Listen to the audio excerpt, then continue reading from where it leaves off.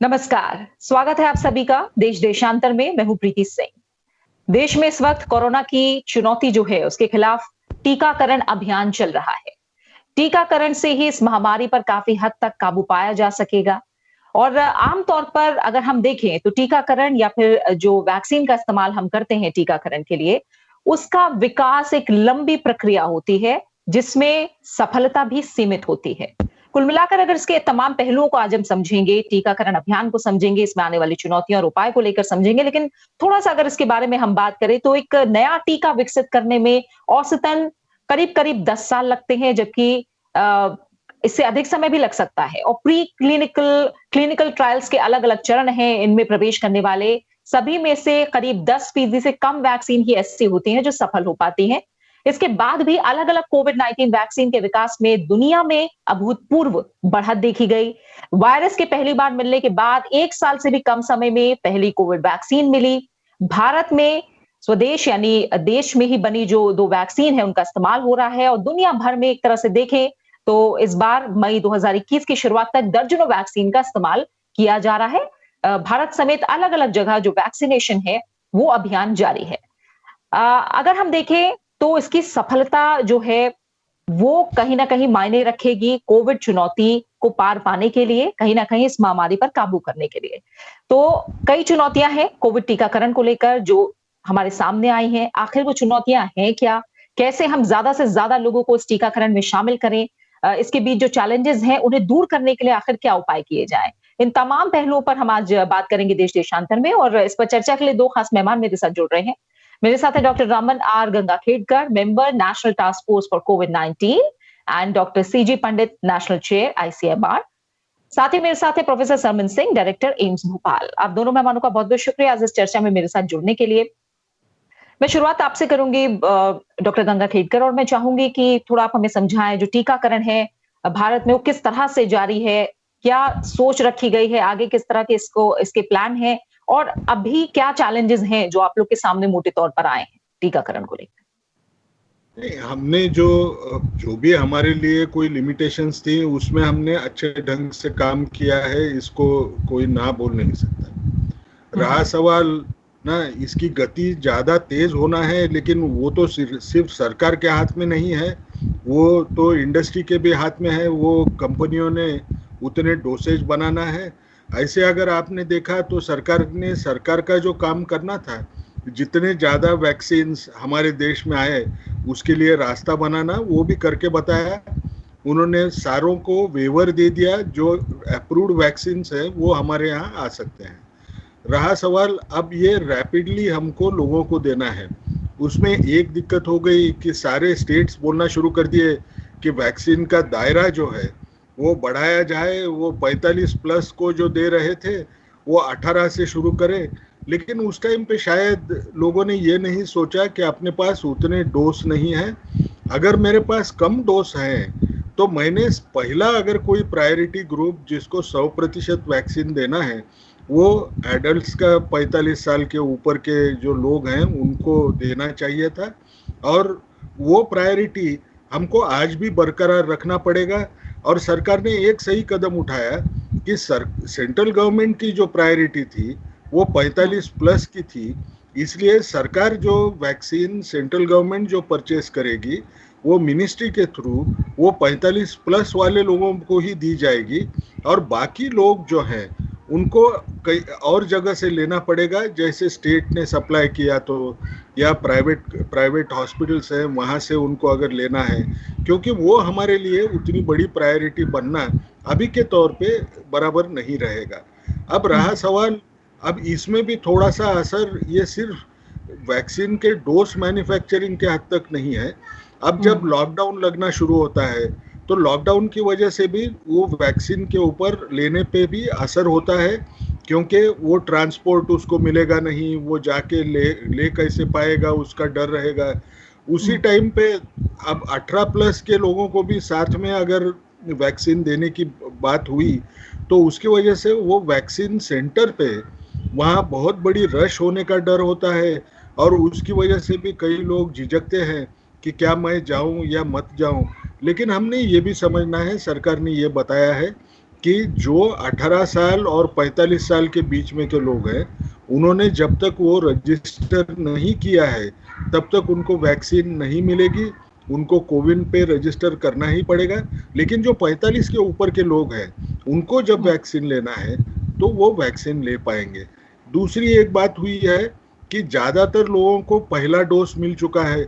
अब ये किल्लत जो वैक्सीन की हो गई है, उसमें जो भी हमारे पास बचे कुछ पहले वैक्सीन है, वो ज्यादातर लोग जो सेकंड डोज मिलने के लिए उनकी डेट आ चुकी है, उनको देने की कोशिश सरकार कर रही है। तो मेरे हिसाब से आइडियल तो सिचुएशन अभी है, आना मुश्किल है जल्दी से। शायद ये महीने के अंत तक थोड़ा सा सिचुएशन सुधर जाएगा, लेकिन जो भी हालात में हम हैं उसमें सही किस्म के कदम सरकार उठाने की कोशिश कर रही है। बिल्कुल। प्रोफेसर समन, अगर पहली बात इसी को समझें तो इसमें अलग अलग पहलू हैं जो लोगों के जहन में आते हैं आमतौर पर।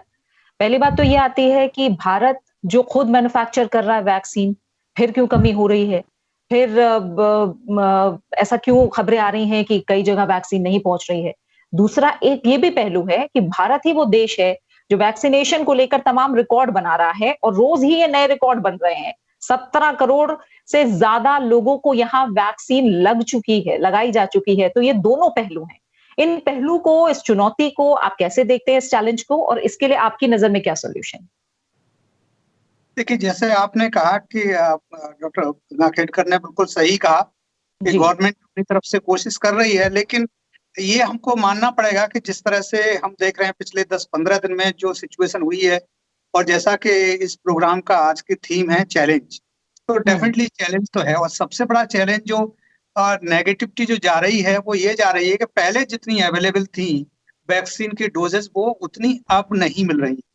तो बजाय इसको हमें प्रोडक्शन बढ़ाने के, हमारा प्रोडक्शन या जो वहां से डिलीवरी कम क्यों हो गई, इस पर हमको सोचना पड़ेगा। और कहीं ना कहीं कुछ न कुछ गवर्नमेंट के कुछ अपने रीजन रहे होंगे, लेकिन ये डेफिनेटली एक चिंता का विषय है कि जितनी पहले डिलीवरी हो रही थी, आउट ऑफ द फैक्ट्री जो निकल रहा था माल, अब उतना भी नहीं निकल रहा। तो इसका क्या कारण है? और उसकी वजह से ये सारा जो नेगेटिविटी जो जा रही है वो इसलिए जा रही है। एक इशू तो इन्होंने बताया, डॉक्टर साहब ने बताया कि जो हमने 18 से 45 साल वालों को शुरू कर दिया, डेफिनेटली एक इशू वो है। लेकिन हमारा कंसर्न ये है कि जितनी डिलीवरी जितनी पहले हो रही थी, पहले हमारे साथ क्या चैलेंज था? सबसे पहले तब ये था कि बहुत सारे लोगों को वैक्सीन के लिए कहा जा रहा था, लेकिन वैक्सीन लगवाने नहीं आ रहे थे। तो बहुत सारी वैक्सीन का बहुत बड़ा चिंता ये थी कि वैक्सीन है, प्रोडक्शन हो रहा है, डिलीवरी हो रही है और अवेलेबल है, लेकिन लोग लगवाने नहीं आ रहे। जब गवर्नमेंट ने इसको खोल दिया कि बाकी लोगों के लिए, और ये बहुत बड़ी डिमांड थी, बहुत सारे लोग कहते थे कि इंटरनेशनल जो वैक्सीन है वो भी खोलती जानी चाहिए, ये तो हर इंसान का राइट है, जो पैसा जिसके पास है उसको क्यों ना वो खरीद के लगवा ले। तो ये इशू थे, तो इसलिए गवर्नमेंट ने सारे जो इनकी डिमांड जो थी लोगों की, वो सोचते हुए प्राइवेट इंडस्ट्री के लिए भी और प्राइवेट लोगों के जो लोग हैं या जो अपने आप जो प्राइवेट हॉस्पिटल्स में लगवाना चाहते हैं उनके लिए भी खोल दिया। लेकिन दुर्भाग्यवश क्या हुआ कि एक सीरम इंस्टीट्यूट के साथ कंट्रोवर्सी हो गई, जो कि हमारी अपनी इंटरनेशनल वैक्सीन है, वो हमारी नहीं है। थोड़ा सा उसमें करेक्शन करना चाहते हैं, बिकॉज इंडिजिनस प्रोडक्ट नहीं है, इंडिजिनस प्रोडक्ट हमारा भारत बायोटेक है। तो उसका प्रोडक्शन हो रहा है, उसका पेटेंट के इशू है। उन्होंने कुछ कमिट कर दिया था बाहर के लिए, तो नेचुरली उनको बाहर उतना डिलीवरी उनको करनी पड़ेगी as per patent law, as per जो उनका परचेज जो उनका जो कमिटमेंट है, तो कमिटमेंट के अनुसार उनका कर दिया। लेकिन उनके साथ जो हमने पता नहीं, जो मीडिया से आप लोगों से सुना है कि पूनावाला को जिस तरह से थ्रेट किया गया, तो वो एक इशू हो गया।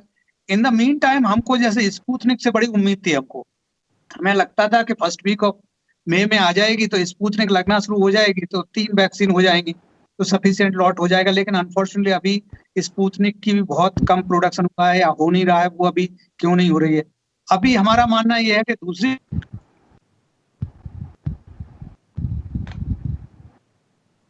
सारे लोग लगवाना चाहते हैं, बिकॉज इस समय ऐसी क्राइसिस पोजीशन है कि लोग चाहते हैं कि वैक्सीन लगवाएं, लेकिन वैक्सीन अवेलेबल नहीं है।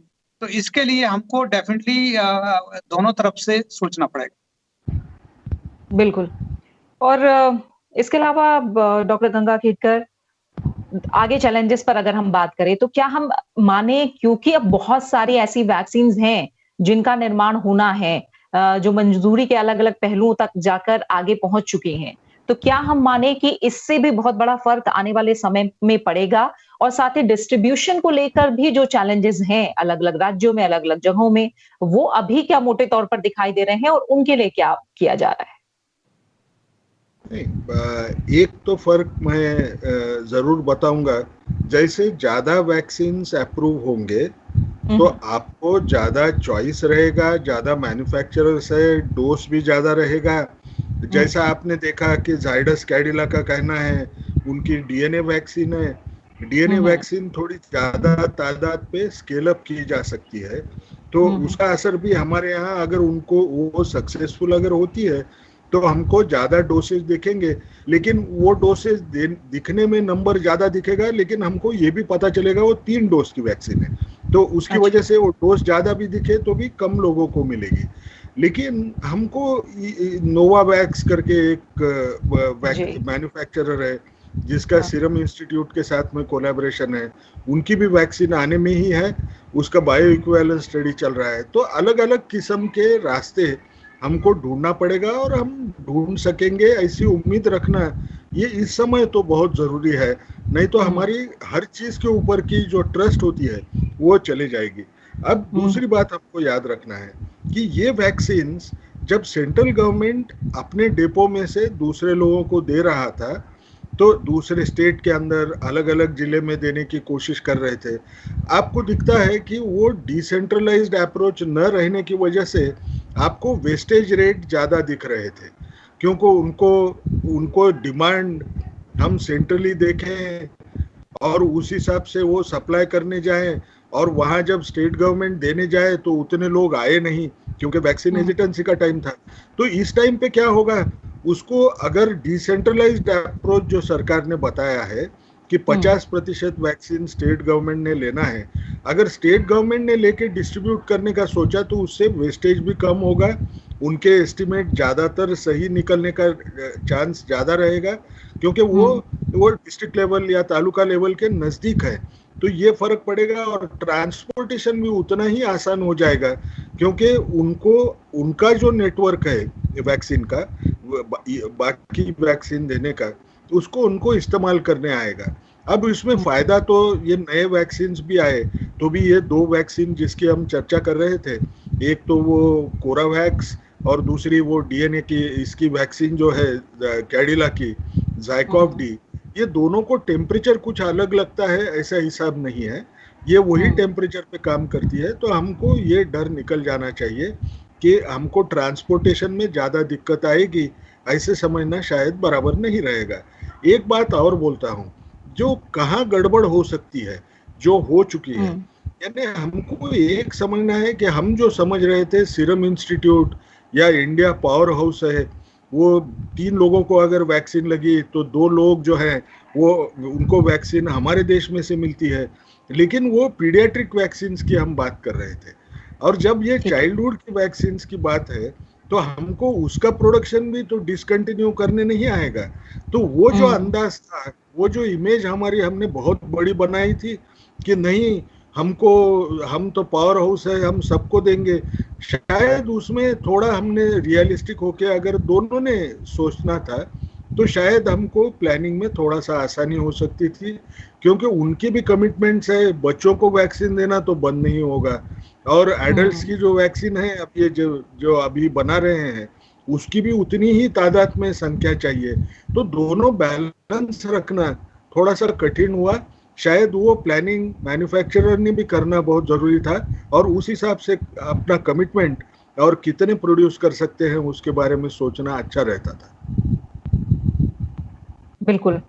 और इसके अलावा अगर मैं और चैलेंजेस की तरफ बढ़ूं प्रोफेसर सरमन, काफी सारी बातें हैं जो अभी डॉक्टर गंगा खेडकर ने रखी हैं। इसके अलावा आप और क्या बड़ी चुनौतियां देख रहे हैं जो जमीनी स्तर पर फिलहाल टीकाकरण अभियान को लेकर दिख रही हैं? इनमें जैसे हमने अभी बात की सप्लाई की, डिस्ट्रीब्यूशन की, क्या कहीं ना कहीं माने क्या जो इसकी प्राइसिंग है उसको लेकर भी आप कोई चैलेंज देख रहे हैं?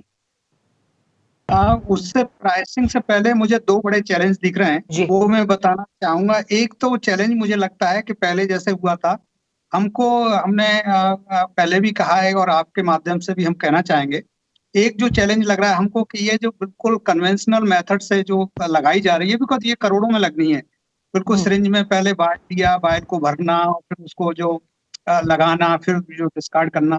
आई थिंक हमें यहाँ पर इनोवेशन और बहुत सारे प्रधानमंत्री जी ने बहुत सारे इनोवेटर्स और उनकी बात की है और बहुत सारे नई नई जो एंटरप्रेन्योर्स आ रहे हैं, और मैं आपके माध्यम से उन सबको इनवाइट करना चाहूंगा कि उस तरह से हमको कोई ये जो इसकी जो इंजेक्शन का हमको मेथड निकालना पड़ेगा, जो क्विक वैक्सीनेशन हो जाए और उसमें डिस्पोजेबल अच्छी तरह से हो जाए, वेस्ट मैनेजमेंट भी सही तरीके से हो जाए, और उसका जो बिकॉज ये आप देखिए कि मैं प्रैक्टिकल पॉइंट ऑफ व्यू से बता रहा हूँ एज ए डॉक्टर, कि आप एक वायल में से लेंगे, आप लेते हैं तो 5 मिनट उसमें लग जाते हैं, फिर 5 मिनट लगने के वो 1 मिनट का लगाने के लिए 5 मिनट आप 5 गुना टाइम लगा रहे हैं।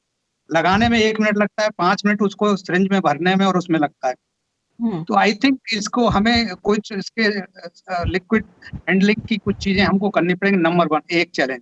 दूसरा चैलेंज जो हमें पर्टिकुलरली लग रहा है कि ज्यादातर वैक्सीन में देखिए हमारा म्यूटेंट्स जो हो गए, तो जहां तक हमें लगता है कि आरएनए डीएनए की जो वैक्सीन है उनमें मेजर चैलेंज लगता है, लेकिन हमें लगता है कि कोवैक्सीन जो हमारी इंडिजिनस वैक्सीन है, उसके लिए मैं आपके माध्यम से, और डॉक्टर गंगा खेड़कर उसमें इन्वॉल्व हैं आईसीएमआर में, तो मैं बताना चाहूंगा कि हमको, मुझे लगता है कि नए सीड को अब शुरू कर देना चाहिए, बिकॉज पुराने सीड जो है, पुराने सीड से उसमें नेचुरली म्यूटेंट्स आ गए नए, तो हमको नया सीड वैक्सीन का न्यू म्यूटेंट से प्रीफरेबली डबल म्यूटेंट से लेकर के और नई वैक्सीन बनानी पड़ेगी, बिकॉज मेथड सेम ही है, हमको सीड चेंज करना है, तो नए सीड से हम वैक्सीन बना लें तो that will be much better. और मुझे नहीं लगता कि इसके डीसीजीआई को जस्ट इन्फॉर्म करना होगा। डॉक्टर गंगा खेड़कर, ये दो बातें म्यूटेंट को लेकर भी मैं, ठीक है, क्योंकि वो बात रखी है प्रोफेसर सरमन ने, तो वो बात को ही मैं अभी आगे ले जाऊंगी। जो म्यूटेंट को लेकर बात है, उसके हिसाब से हमारी वैक्सीन समय के साथ तैयार होती रहे, क्योंकि ये बहुत बड़ा चैलेंज होने वाला है कि किस तरह से वायरस म्यूटेट कर रहा है, प्लस वेरिएंट्स की जब हम बात कर रहे हैं, वो भी एक बहुत बड़ा चैलेंज है। और हमें कोरोना के प्रसार को अगर रोकना है और बार बार उसकी चुनौती हमारे सामने ना खड़ी हो, इसके लिए एक बहुत बड़ा पहलू ये भी है कि सिर्फ भारत से ही नहीं बल्कि दुनिया से इस वायरस का खात्मा हो। ये बहुत बड़ा चैलेंज है हमारे सामने। तो इसमें भी क्या आप एक कमी देख रहे हैं कि जो डेवलप्ड कंट्रीज हैं और जो अंडर डेवलप्ड हैं या फिर विकसित देश नहीं हैं, उनके बीच जो समन्वय होना चाहिए, क्या वो भी एक बड़ा चैलेंज है? ग्लोबल अगर हम प्लेटफॉर्म पर बात करें इस समय, तो क्या बहुत बड़ा चैलेंज देख रहे हैं कि बहुत ज्यादा स्टोर कर लिया गया है ऑलरेडी, या मदद के तौर पर उस तरह से जो डेवलप कंट्रीज हैं सामने नहीं आ रही है? हालांकि भारत की तरफ से लगातार मदद का हाथ आगे बढ़ाया गया है, तो क्या इसको एक बड़ा चैलेंज आप मानते हैं अगर दुनिया से इस वायरस को खत्म करना है तो इस राह पर? मैं थोड़ा सा स्पष्ट बोलूंगा ना, हमको एक नजर आता है कि ये पैनिक जो है ना, ये पैनिक सिर्फ लोगों में नहीं है, हर देश के अंदर जो उनके भी लीडर्स है उनमें भी उतना ही पैनिक है। उनको क्या लगता है, लोग बोलेंगे आप तो हमको वैक्सीन नहीं दिए, दूसरों को देते रहे, तो उसकी वजह से क्या हो रहा है, हर देश जो सोचता है, आप देखेंगे, मैं नाम नहीं लूंगा देशों के, लेकिन हर देश क्या कर रहा है, जिसकी जितनी ताकत है वो ज्यादा इस्तेमाल करके अपने देश के लोगों को देने की कोशिश कर रहा है। लेकिन हम सब उस टाइम पे एक चीज भूल रहे हैं कि इन्फेक्शन जो होता है, they do not respect, organisms do not respect geographic borders. मैं हमारे लोगों को कितना भी सुरक्षित करूं, लेकिन ये जो इवोल्यूशन, जो वायरस में म्यूटेशन दिख रहा है, इसको हम कन्वर्जेंट इवोल्यूशन बोलते हैं। ये कन्वर्जेंट इवोल्यूशन होने की वजह से हमको ये भी याद रखना पड़ेगा कि कभी ना कभी तो भी इसका ऐसा म्यूटेंट तैयार होएगा जिसको अलग वैक्सीन लगने का चांस नजदीक के फ्यूचर में हमको दिखेगा। समझ लीजिए 6 महीने होगा, नहीं 1 साल होगा, ये इसके बारे में बोलना तो थोड़ा कठिन है, लेकिन समय तो नजदीक आ रहा है, क्योंकि टाइम पिछला ऑलमोस्ट हम 1.5 साल गुजार चुके हैं ये विषाणु के साथ में, और जिस रफ्तार से वो म्यूटेंट बना रहा है और कन्वर्जेंट इवोल्यूशन है, तो इसका मायना क्या है, लोगों को ये समझना पड़ेगा कि हमारी कैपेसिटी, सिर्फ हमारे लोगों को अगर हम वैक्सीन दें तो उससे हमारा देश बचेगा नहीं।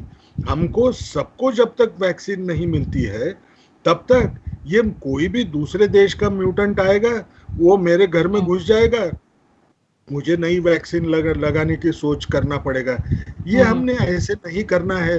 लेकिन जैसे मैं एक समझता हूँ, जैसा थोड़ा समय जाएगा, थोड़ा सा पैनिक कम होएगा और हर एक जन ये सोचेगा कि किस ढंग से ना, पहली स्टेप तो एक अच्छी ले लिए हैं। इवन अमेरिका ने बोल दिया कि हम वो पेटेंट्स जो हैं, वो पेटेंट्स को हम अच्छा नहीं मानते हैं, हम लोगों को देना चाहिए करके बोल रहे हैं। तो थोड़े बेबी स्टेप क्यों नहीं होती, सिर्फ बात क्यों नहीं होती? लेकिन हमारा डायरेक्शन सही है और यही उम्मीद रखना है कि वो एक में एक के साथ वर्ल्ड लीडर्स बात करें, ये बात समझ ले और पूरी ताकत से हमको इकट्ठा होके, सारे दुनिया को इकट्ठा होके इसको रोकने के लिए हम कैसे कंट्रीब्यूट कर सकते हैं, उसका सोच और उसको करने की ताकत रखना, ये हमको सोचना पड़ेगा। बिल्कुल। और प्रोफेसर सरमन, इसी में अगर हम आगे जोड़ें तो वैक्सीनेशन को लेकर हालांकि चुनौती बहुत है और ट्रीटमेंट को लेकर भी ज्यादा से ज्यादा लोगों तक ट्रीटमेंट पहुंचे और अच्छा ट्रीटमेंट पहुंचे, इस पर भी लगातार कोशिशें हैं क्योंकि ये चुनौती जाहिर तौर पर सबके सामने नहीं है। लेकिन सिर्फ वैक्सीनेशन पर अगर हम फोकस करें, बहुत सारी बातें आपने जो शॉर्टेज को लेकर भी बताई, उसके बाद आपने जो उसके स्टोरेज को लेकर भी बात बताई है, डिस्ट्रीब्यूशन को लेकर भी हमने इस पहलू पर चर्चा की है। आपको क्या लग रहा है कि गांव के लेवल तक या फिर हर एक व्यक्ति तक इसकी पहुंच, क्योंकि हर्ड इम्यूनिटी की बात हम जरूर कहते हैं और जो म्यूटेट होता हुआ वायरस है उसके हिसाब से भी वैक्सीनेशन तैयार करना, वैक्सीन को तैयार करना, ये भी बहुत बड़ा चैलेंज होने वाला है। तो इन तमाम पहलुओं को ओवरऑल अगर हम देखें तो कौन से और बड़े ऐसे पहलू हैं जो आप चैलेंज के रूप में देखते हैं, उनको सामने लाना चाहेंगे फिलहाल? मैडम, आपके लिए तीसरे राउंड के लिए मैंने एक चैलेंज छोड़ के रखा था और वो चैलेंज ये है कि देखिए, हमको जो भी वैक्सीन हो, हमको वैक्सीनेशन जल्दी करना हो। और वो मैं साइंटिफिक तौर से मैं बता रहा हूँ कि जितना हम डिले करेंगे, ये चैलेंज है और इसको हमको बहुत अच्छी तरह से टैकल करना पड़ेगा। बिकॉज अगर हमको जल्दी वैक्सीनेशन नहीं किया तो जो पहले का जो वैक्सीनेशन होगा, म्यूटेशन इतनी जल्दी हो रहा है कि पहले की जो एंटीबॉडी है उनको एस्केप कर जाएगा, जिसको हम जानते हैं आजकल एस्केप म्यूटेशन जो हो रहे हैं। तो पहले की जो एंटीबॉडी हमारे बॉडी में होगी भी, तो वो न्यू म्यूटेंट जो बनेगा, नए म्यूटेंट को उसका कोई इफेक्ट नहीं होगा। इसलिए हमको जल्दी से जल्दी, मैक्सिमम हमको 6 महीने में सारे देश को, देश बहुत बड़ा है, मतलब भारत के सामने सबसे बड़ी प्रॉब्लम ये है कि देश इतना बड़ा है। दुनिया के बहुत सारे देशों ने 2-2 महीने में, 3-3 महीने में सारे देश को, मतलब 60-70%, जैसे अब इजराइल की बात करें तो उन्होंने 1 महीने में सबको, सारे कंट्री को उन्होंने वैक्सीनेट कर दिया। बट उनकी पॉपुलेशन और हमारी पॉपुलेशन का कोई कंपैरिजन नहीं है। इवन दो उसके बावजूद भी हमें ये टारगेट बनाना पड़ेगा। इसीलिए मैं कह रहा था, जो मैंने पहले सेकंड राउंड में जो आपसे बताया, कि जिस तरह से वैक्सीनेशन का जो स्पीड है हमारी, एक दिन में हम कितने वैक्सीनेटर, हमने कितने को वैक्सीन दे पाता है, और उसमें जो हमारा वैक्सीन एक्चुअल लगाने से 5 गुना टाइम उसमें जा रहा है। उस तरह से हमको कुछ इनोवेशन करना पड़ेगा, बिकॉज हमारी नीड है। दुनिया के देशों की ये नीड नहीं थी, उनके पास हेल्थ केयर वर्कर्स भी ज्यादा हैं, पैरामेडिक्स भी ज्यादा हैं और उन्होंने वैक्सीनेट कर पाए। लेकिन हमारी पॉपुलेशन को देखते हुए, और चूंकि हमको जल्दी कुछ महीनों में ही करना है, अनफॉर्चुनेटली 3 महीने में हम बहुत कम 17 करोड़ आप कर पाए हैं, अगर इसको फर्स्ट डोज को ही मान लें। अदरवाइज सेकंड डोज तो लगभग 3 करोड़ में ही हो पाई है। तो अगर इसको भी हम मान लें तो उस हिसाब से देखा जाए तो अगले साल हमको 1 साल लग जाएगा। तब तक ये जो वैक्सीनेट हो रहे हैं, इनकी 6 महीने में तो वैसे ही वैक्सीन का इफेक्ट नहीं रहेगा, उसके ऊपर से म्यूटेंट आ जाएगा। तो इसका जो इस साल हो रहे हैं, उनका अगली साल के लिए कोई वैल्यू नहीं रहेगा। देयरफॉर इसीलिए हम कहना चाहते हैं कि ये वैक्सीनेट करना पड़ेगा और जल्दी करना पड़ेगा। और जितनी भी वैक्सीन अवेलेबल हैं, हमको सारी वैक्सीन ला करके, जितना हमारा हेल्थ केयर वर्कर्स हैं उनको सबको वार फुटिंग पे लगा के, एंड इसको कोई नया इनोवेटिव तरीका इंजेक्शन का सोच के जल्दी से जल्दी करना पड़ेगा, नहीं तो इसका कोई फायदा नहीं होगा। दूसरा सवाल इसी से जो रिलेटेड आपका था कि गांव में, नेचुरली मैंने बार बार कहा है, हालांकि आज का टॉपिक हमारा जो वैक्सीन का है, बट मैंने दूसरे प्रोग्राम से बार बार कहा है कि गांव में बहुत दुर्दशा अनफॉर्चुनेटली होने वाली है, जो हम देख ही रहे हैं। और अब चूंकि गांव में पहुंच गया, जैसे कि हमारे प्रधानमंत्री ने भी कहा है बार बार कि गांव से जाने से रोकिए, लेकिन नहीं रुक पा रहा। दुर्भाग्य से गांव में लोगों में अभी भी अवेयरनेस नहीं है। अभी भी लोग जो वैक्सीन लगाने जा रहे हैं उनको मारते हैं, उनको गालियां देते हैं, उनके पीछे पड़ जाते हैं। तो अभी भी कहीं ना कहीं दकियानूसी चीजें या मिथ्स या बहुत सारे डर या पैनिकिंग, इस तरह की चीजों में बहुत सारे लोगों में यह भी भ्रम है कि वैक्सीन से ये हो जाएगा, वो हो जाएगा, मर जाएंगे। तो बहुत सारे ऐसे इश्यूज हैं। आई थिंक हमको सबको बार बार ये सबको एम्फेसाइज करना पड़ेगा कि वैक्सीन लेनी है और जल्दी लेनी है, और उसके लिए हमको सारे एफर्ट्स एक साथ जॉइंटली लगाने होंगे। बिल्कुल।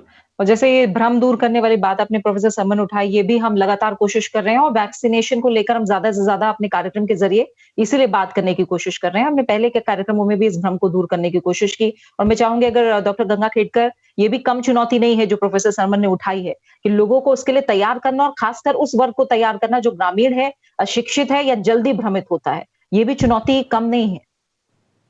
नहीं, चुनौती तो कोई भी कम नहीं होती है, सिर्फ हमको उम्मीद रख के उसके साथ अच्छे ढंग से सोच समझ के लड़ना पड़ता है। हमको एक समझना है कि लोगों ने जो वैक्सीन लेने को ईगर है, वो लोगों ने डरना नहीं है, पैनिक में भागना नहीं है कि मुझे आज ही वैक्सीन चाहिए, उसमें भी स्प्रेड होने का खतरा रहेगा। उससे बेहतर क्या है, आज मुझे नहीं मिल रही है तो मैंने कोविड एप्रोप्रिएट बिहेवियर का पालन पक्के ढंग से करना है, तो मैं खुद को भी बचा सकूंगा। दूसरी बात, लोगों ने ये सोचना है कि जिनमें वैक्सीन हेजिटेंसी है तो क्या ये ज्ञान न रहने की वजह से है। अगर ज्ञान अगर देना है तो ये ऑब्वियसली हम टीवी पे चर्चा करें या हम रेडियो पे माध्यम से पहुंचने की कोशिश करें, इतने छोटे टाइम में तो वो होगा नहीं। उसको हमको कम्युनिटी को मोबिलाइज करना पड़ेगा।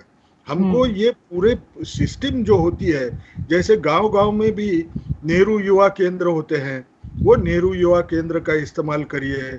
वो महिला मंडल करके हम बोलते हैं, महिला मंडलों का इस्तेमाल करिए। उनको बोलिए कि बुजुर्गों को आपने लेके आना है, समझा के लेके आना है, तो लोग आएंगे। हमने थोड़ा उम्मीद रखना है, बगैर डरे अच्छे स्ट्रैटेजीज की सोच करना है और लोगों तक अगर हम पहुंचे तो मुझे अभी भी लगता है कि हम इसको रोकने में काफी हद तक उसको सक्सेसफुल रह पाएंगे।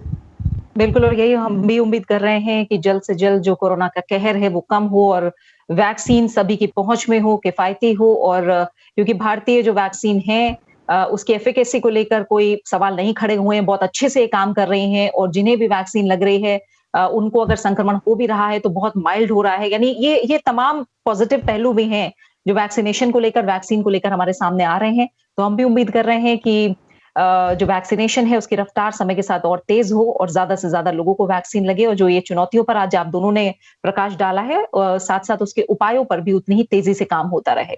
इसी के साथ देश देशांतर में फिलहाल इतना ही। डॉक्टर गंगाखेडकर आपका, प्रोफेसर समन सिंह आपका, आप दोनों मेहमानों का बहुत बहुत शुक्रिया देश देशांतर में हमारे साथ जुड़ने के लिए। तो अपना अच्छे से ख्याल रखिए और वैक्सीन लगवाइए समय आने पर। और कोविड एप्रोप्रिएट बिहेवियर जिस पे लगातार बात होती है, अगर वैक्सीन लगी भी है उसके बाद भी वो बिहेवियर छोड़े ना, हाथों को धोएं, 2 गज की दूरी बनाए रखें और साथ ही मास्क जरूर पहने। इसी के साथ अच्छे से ख्याल रखिए और मुझे इजाजत दीजिए। नमस्कार।